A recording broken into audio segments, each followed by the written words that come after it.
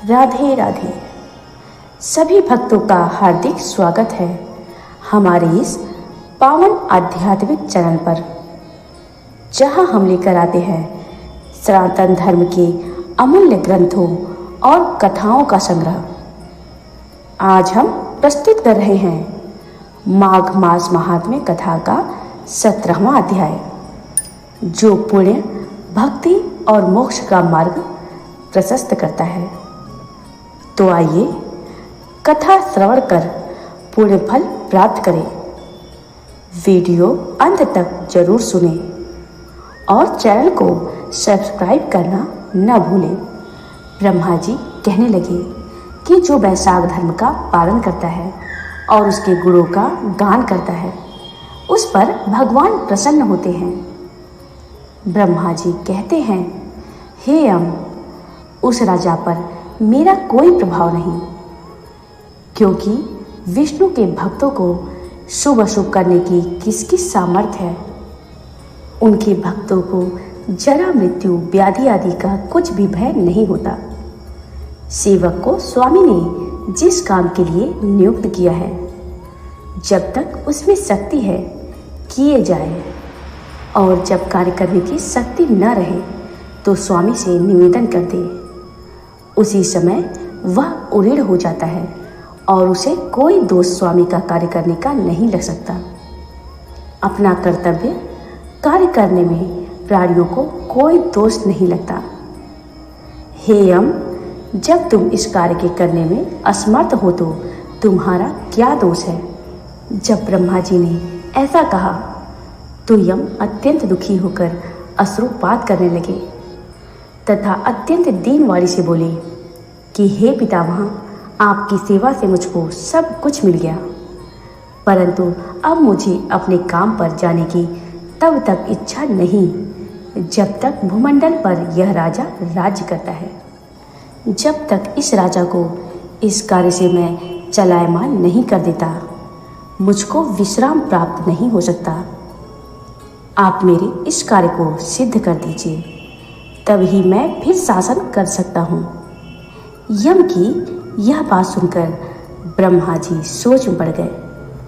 थोड़ी देर विचार करके ब्रह्मा जब यम को समझाते हुए बोले कि हे यम, इस वैष्णव धर्म में परायण राजा का निग्रह तू नहीं कर सकता, और यदि क्रोधवशात तू नहीं मानता तो विष्णु भगवान के पास चलते हैं। जैसी वह आज्ञा करेंगे वैसा ही किया जाएगा।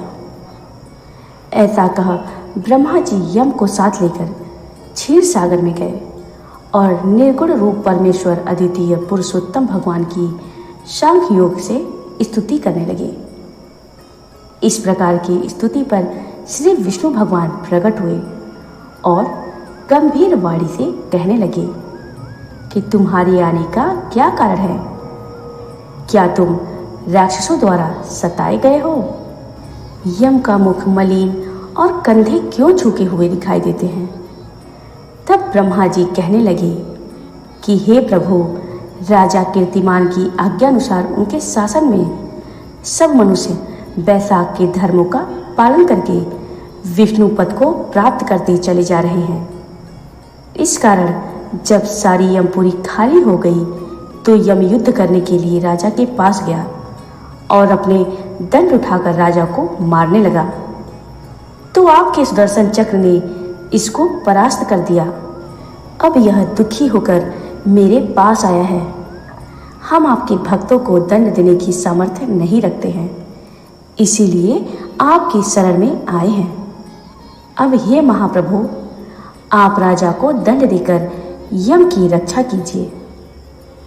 ब्रह्मा जी की यह वार्ता सुनकर भगवान कुछ हंसकर कहने लगे कि हे ब्रह्मा जी तथा यम, मैं लक्ष्मी जी अपनी देह और प्राण भी त्याग सकता हूँ। श्रीवत्स, कौस्तुभ मणि तथा वैजंती माला का त्याग कर सकता हूँ। श्वेत द्वीप, बैकुंठ, क्षीर सागर, गरुड़ और शेष को भी छोड़ सकता हूँ, परंतु अपने भक्तों को नहीं छोड़ सकता। आप ही सोचिए, जिन्होंने मेरे लिए सर्वस्व त्याग दिया, और अपनी आत्मा मुझ में ही लगा दी, मैं उनको कैसे त्याग सकता हूँ? फिर भी हे यम, मैं तेरे दुख को दूर करने का उपाय बतलाता हूँ। इस राजा की आयु मैंने 10,000 वर्ष कर दी है, जिसमें 8,000 वर्ष बीत चुके हैं। अब 2,000 वर्ष की आयु और भोगकर वह मेरी सायुज्य मुक्ति को प्राप्त होगा। तब वेद नाम का एक राजा बड़ा दुराचारी होगा और सब वेदोक्त धर्मों को नष्ट कर देगा। वैशाख धर्म भी लोप हो जाएंगे। फिर मैं पृथु का अवतार लेकर पुनः धर्म की स्थापना करूंगा और वैशाख धर्म भी मनुष्यों से कराऊंगा। जो मेरा भक्त, जिसने मुझ में ही अपना ध्यान लगा दिया है और सर्वस्व त्याग दिया है, वह कोई हजारों में से एक ही होता है। उसको ही वैशाखोक्त धर्म कहना चाहिए। बहुत थोड़े मनुष्य पृथ्वी पर मेरे इस धर्म को जानने वाले हैं। अब हे यम, तो किसी प्रकार से दुखी मत हो, तेरे काम की सिद्धि हो जाएगी। वह राजा तेरा भाग भी देगा। अपने अपने भाग को ग्रहण करने वाला दुखी नहीं होता। जो मनुष्य उद्देश्य से प्रतिदिन स्नान, अर्घ्य, जल, कुंभ, दही, अन्नादि का दान नहीं करेंगे, उनका वैशाख धर्म निष्फल हो जाएगा। जो कोई प्राणी तुम्हारा भाग देकर वैशाख धर्म करे, उनके कार्य में तुम विघ्न मत डालो, और जो तुम्हारा भाग दिए बिना ही केवल मेरा भजन करता है, उसको मेरी आज्ञा से तुम अवश्य दंड दो। उस राजा से तुम्हें भाग दिलाने के लिए मैं भी सुनंदन को भेजता हूँ। वह अवश्य राजा को समझाकर तुम्हारा भाग दिलाएगा। इस प्रकार हर तरफ से यम को आश्वासन देकर भगवान अंतर ध्यान हो गए। यम भी प्रसन्नता से अपनी पुरी को चला गया और फिर भगवान की आज्ञा से सुनंद ने राजा को समझाया। सभी ने वैशाख मास के धर्मों में यम को भाग दिया। इसीलिए वैशाख मास में प्रतिदिन यम के निमित्त स्नान, अर्घ्यादि करना चाहिए, नहीं तो वैशाख के सब कर्म निष्फल हो जाते हैं।